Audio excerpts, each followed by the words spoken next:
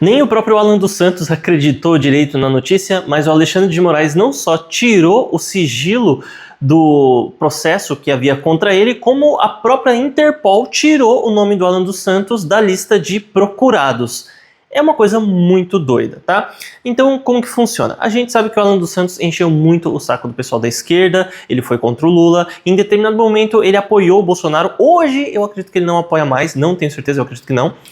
Mas, no fim das contas, a gente vê que ele pagou um preço muito alto. Ele é um refugiado político hoje, que mora nos Estados Unidos, teve que se distanciar da sua família, das pessoas que ele ama, das pessoas com as quais ele convive.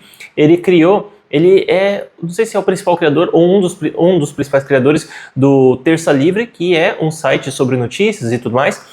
E, assim, ele começou a cutucar quem não devia. Ele começou a falar o que não deveria ser dito. E, por consequência, ele sofre tudo isso hoje. Mas, enfim, tinha um processo contra ele que ninguém sabia a motivação oficial, ninguém sabia exatamente do que se tratava, nem o próprio Alan dos Santos sabia exatamente como que era esse processo. Mas agora que foi revelado, então o Alan dos Santos havia sido acusado de incitar desestabilização da democracia, né? Assim, uma coisa muito doida mesmo, né? Então quer dizer que você falar a verdade, ou você dar a sua opinião, então dependendo da sua opinião, você está desestabilizando a democracia brasileira, você está incitando a desestabilização. É uma coisa muito estranha. Só que daí, embora o Alan dos Santos estivesse nos Estados Unidos, o Alexandre de Moraes tentou deportar o Alan, né? Tentou, pedir para os Estados Unidos extraditar o Alan aqui para o Brasil, para eles poderem prender o Alan aqui. Só que o governo americano falou, tá, beleza, apresenta aí o motivo pelo qual você está pedindo isso. Por quê? Não é assim, né? O governo chega e fala, manda para cá o fulano porque a gente tem contas a acertar com ele. Não, você tem que apresentar uma motivação. E o que o Alan dos Santos fez foi proferir palavras. Ele criticou o governo, falou o que não devia e deu a opinião dele. E isso, assim, dar opinião também é crime aqui no Brasil. Mas lá nos Estados Unidos eles levam a liberdade muito a sério, isso é algo muito caro para eles. Então, eles olharam e falaram, não, peraí, o crime dele foi criticar alguém? Não, a gente não vai deportar o Alan. Ele ficou morando lá.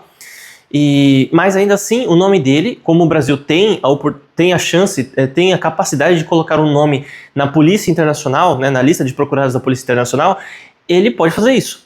Então, o nome do Alan dos Santos estava na lista vermelha da Polícia Internacional, né, a Interpol. Só que a própria Interpol sabia exatamente onde o Alan dos Santos estava, assim como o governo americano também sabe, mas eles não tiraram ele da lista. Então, depois que esse processo do Alexandre de Moraes foi publicado, todo mundo viu o que estava lá, e a própria Interpol falou, não, a gente não tinha certeza ainda, por isso que a gente não podia tirar o nome dele, mas agora que nós vimos o processo, nós vamos tirar.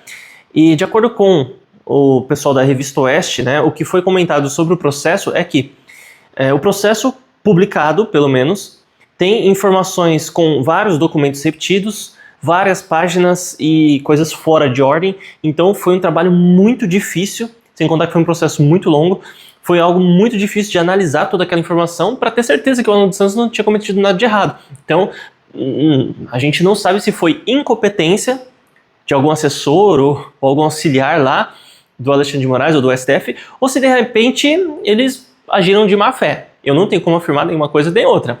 Embora talvez você já tenha a sua opinião formada quanto a isso, eu também já tenho a minha, né? Mas eu não vou falar exatamente o que eu realmente penso, né? Mas a questão, então, é que foi muito difícil para eles analisar tudo, mesmo após ter sido publicado toda aquela penca de documentos, e a Interpol tirou o nome dele, e agora a situação está totalmente revertida. Por quê? O Donald Trump e o Rumble estão processando o Alexandre de Moraes pelo fato de que o ministro, ele mandou bloquear o perfil do jornalista, não só no Brasil, mas no mundo todo. Imagina só, então quer dizer que se uma pessoa, vamos lá, se uma pessoa na França, né, um ministro lá da França fala assim, olha, eu quero que o perfil de fulano e tal seja suspenso, então quer dizer que o Brasil, os Estados Unidos, todo mundo é obrigado a dar um jeito de suspender aquele perfil. E não é assim, tá?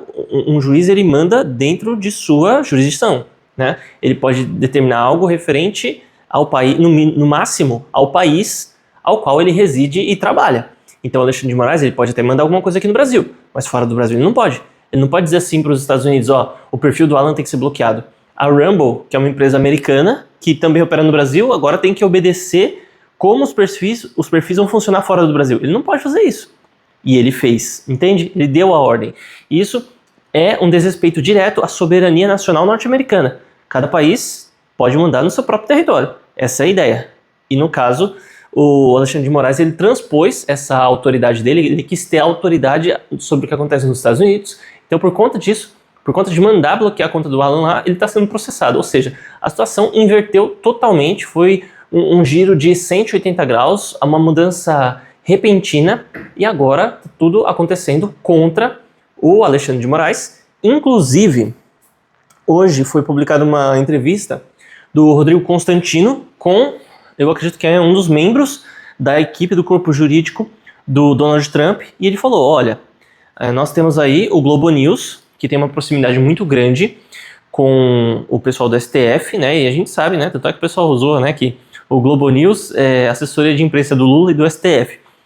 Mas eles falaram que o STF tratou o processo contra o Alexandre de Moraes como uma espécie de teatro, uma espécie de brincadeira com cunho político. E assim, e na hora o advogado falou, tudo bem, você pode me encaminhar essa matéria, porque eu gostaria de incluí-la nos autos, né, incluí-la no processo, porque seria bem interessante os juízes americanos verem que um processo que acontece nos Estados Unidos, para os juízes brasileiros, é só uma brincadeira.